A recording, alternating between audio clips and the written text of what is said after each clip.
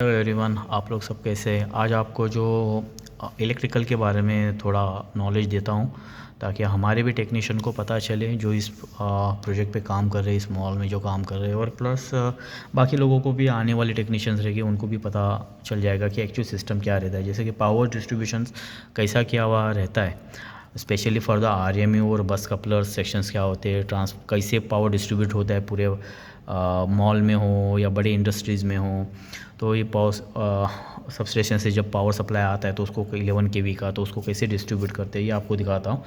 तो ये देखो, ये यहाँ पे यहाँ का जो ये है ऑपरेट कैसा स्कीमेटिक बनाया हुआ है, तो उस बारे में आपको बताता हूँ कि पावर कैसे डिस्ट्रीब्यूट होता है। जैसे कि आप यहाँ पे देख रहे हो, ठीक है, यहाँ पे आप अगर देख रहे हो कि 11 केवी सब स्टेशन से आया हुआ है, ठीक है, यानी इनकमर 1 है, और यहाँ पे देखोगे तो इनकमर 2 है, और बीच में बस सेक्शन लगा हुआ है। बस कपलर, बस सेक्शन बोलते हैं, कोई बस कपलर बोलता है इसको, ठीक है। तो ये बस कपलर लगाया। उसके बाद फिर है ना आपका ये एमवी पैनल्स है, यानी क्यूबिकल्स है आपके, जिसके अंदर वीसीबी लगे हुए थे। Vacuum circuit breaker, vacuum circuit breaker क्या रहता है, इसका पहले का एक वीडियो मैंने बनाया था, तो आप देख लो उसको, अगर कुछ उससे भी शायद जानकारी मिल जाए आपको। या मोस्टली वीसीबी वगैरह मोस्टली लोगों को पता ही रहता है, और जिसको नहीं मालूम है ना, उसके लिए मैं बता रहा हूँ कि ये वीसीबी वैक्यूम सर्किट ब्रेकर से, ठीक है। तो 11 केवी आ गया, 11 केवी यहाँ से फिर आपका, हाँ, एमवी पैनल में आ गया, जैसे कि जिसको इंटैक बोलते हैं, और वहाँ से फिर यानी कंज्यूमर इंटैक्स ये हो गया, ठीक है। तो यहाँ से फिर आपका ये आता है आरएमयू में, ठीक है। आरएमयू यानी रिंगमैन यूनिट, जो रिंग सर्किट रहते हैं उसका भी बताऊँ। Ring circuit mostly actual GCC में वगैरह यूज़ किया जाता है। ऐसा इंडिया में तो बहुत कम मैंने देखा तो नहीं हूँ, मोस्टली मैंने तो नहीं देखा हूँ, क्योंकि आरएमयू वगैरह मैं यहाँ पे आके देखा था आरएमयू सिस्टम क्या रहता है करके, जो फैक्ट है वो बता रहा हूँ। उसके बाद फिर कैसा, ये आरएमयू लगा, आरएमयू के बाद फिर आरएमयू से पावर सप्लाई आपका आया ट्रांसफार्मर में, ट्रांसफार्मर से पावर सप्लाई आपका, यानी ये यहाँ तक जो है ना, यहाँ से यहाँ तक ये आपका 11 केवी रहता है, यानी प्राइमरी वोल्टेज जो बोलते हैं ना, ये यहाँ से यहाँ पे रहता है, और यहाँ से आपका सेकेंडरी वोल्टेज हो गया, ठीक है। तो यानी स्टेप यहाँ से जब स्टेप डाउन ट्रांसफार्मर करके, यानी अगर 11 केवी आ रहा है तो 11 केवी का तो हम लोग या 400 वोल्टेज स्टेप डाउन किया उसको। तो यहाँ से फिर आपका एलवी पैनल में आया, एलवी पैनल से फिर आपका एसएमडीबी में, एसएमडीबी से फिर डीबी में, डीबी से फिर आपका जो अप्लाइंसेस लगे हुए रहते हैं, फ्रिज, एफसीयूज़, फ्रीज एफसीयूज़, या फिर कुछ भी टीवीज़ वगैरह, जो भी application, power socket, lighting system, ये यहाँ से फिर आपका डिस्ट्रीब्यूट किया होता है। तो इसका जो एक्चुअल सर्किट जो रहता है ये इस टाइप में स्कीमेटिक रहता है, ठीक है। जो डिस्ट्रीब्यूट जो किया हुआ रहता है ना, वो वैसा। तो अभी मैं आपको, अभी आप यहाँ पे देख रहे हो कि आरएमयू 1 लगा हुआ है, आरएमयू 2 भी लगा हुआ है, हाँ। 2 इनकमर्स आए हुए, फर्स्ट एंड सेकंड, ठीक है, और बीच में बस सेक्शन है। अभी मान लो ये आरएमयू 2 अगर देखोगे तो यहाँ पे ये ऑफ़ किया हुआ है, ठीक है, ये एक ऑफ करके रखा हुआ रहता है, हाँ।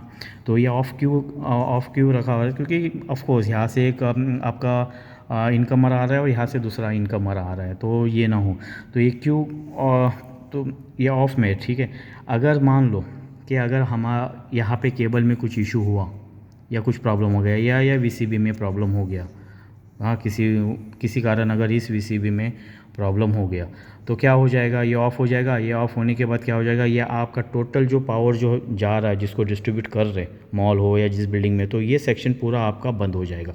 ये सेक्शन बंद ना हो, अगर यहाँ पे केबल फॉल्ट है या इस पैनल में कुछ फॉल्ट है, तो हाँ, तो ये जब तक रिपेयर होने तक या फॉल्ट फाइंड आउट करने तक क्या हो जाएगा, तब तक आपका पावर सप्लाई बंद हो आएगा। अगर हॉस्पिटल्स वगैरह है तो बहुत क्रिटिकल से रहता है उन चीज़ों में, क्योंकि इसमें हो सकता है आपका जनरेटर कनेक्टेड ना हो। जनरेटर के लिए, जनरेटर इमरजेंसी में जो इंपॉर्टेंस रहते हैं उसी में कनेक्टेड रहते, हाँ। तो ये अगर ऑफ़ हो गया तो इसके लिए क्या रहता है, यहाँ से जो सेकंड जो इनकमर जो है, यहाँ से फिर आपका जो पावर सप्लाई है ना, इसको ऑन कर देते, हाँ। इसको ऑन अगर करोगे तो इसको ऑन कर दिए, ठीक है, तो ये आपका फिर पावर सप्लाई यहाँ पे शुरू हो जाता है, हाँ। ये जब शुरू हो जाएगा तो यहाँ पे फिर आप यहाँ पे जो रहता है उसको आप जो भी प्रॉब्लम है सॉर्ट आउट कर दो, जो भी केबल जला हुआ रहेगा या रिप्लेस करने का रहेगा, हाँ ये हो जाता है। तो पावर सप्लाई स्टॉप ना हो इसके लिए आरएमयू को लगाया जाता है ताकि वो एक तरफ से दूसरी तरफ डाइवर्ट किया जाए। सेम सिस्टम है बस कपलर का भी है, ठीक है। बस कपलर में मान लो अगर बस कपलर में, हाँ अगर इसको लगा देता हूँ, बस कपलर में मान लो, ठीक है, कि यहाँ पे कुछ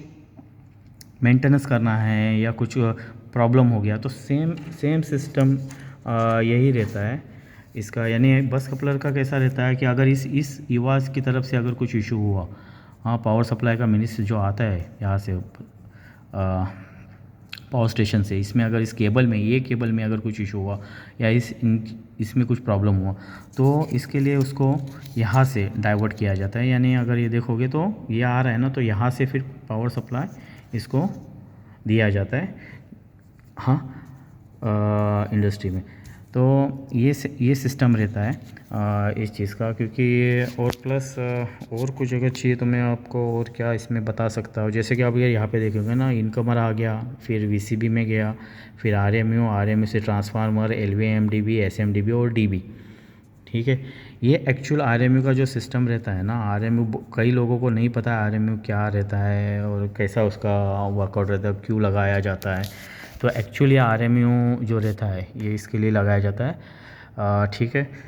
जितना हो सकेगा मैं आपको बताते रहूँगा, अगर कुछ भी मेरे पास जो नॉलेज है उस बारे में, और कोशिश करूँगा कि टेक्नीशियंस को भी पता हो या क्या सिस्टम है शटडाउन के टाइम पे, कैसा उसका प्रिकॉशन किया जाता है, कैसे उसके ये किए जाते हैं, अपने प्रोसीजर्स क्या रहते हैं उसके, ठीक है।